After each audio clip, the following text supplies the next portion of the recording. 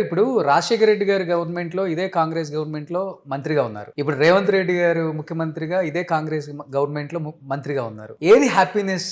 ఒక కుటుంబం, నా వాళ్ళు, ముఖ్యమంత్రి కూడా నా అన్నలాగా అనిపించిన పర్సన్ అంటే ఎవరని చెప్తారు? అంటే ఇద్దరికి ఏం డిఫరెన్స్ చెప్తారు అసలు మీరు? అంటే రాజశేఖర్ అన్న మెంటాలిటీ వేరు.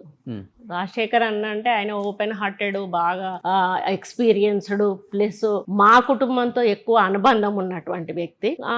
ఆయన దగ్గర మాకు కొంచెం స్వాతంత్రం ఎక్కువగా ఉండేది, ఎందుకంటే మొదటి నుంచి ఉన్నాం కాబట్టి. కొంచెం రేవంత్ అన్న అంటే అంత స్వాతంత్రం ఉండదు, కానీ అడుగుతాము, మేము ఏమైనా అడుగుతాం. కానీ రాజశేఖర్ అన్న అడిగినంత స్వతంత్రంగా రేవంత్ అన్నను అడగడం కొంచెం అది ఇబ్బందే మనకు. కానీ తప్పదు, మనమే ఎన్నుకున్నాము, మన పార్టీని గెలిపించాడు. ఈరోజు సీఎం కావాలని కోరుకున్న దాన్ని నేను, పిసిసి ప్రెసిడెంట్ కావాలని కోరుకున్న దాన్ని నేను.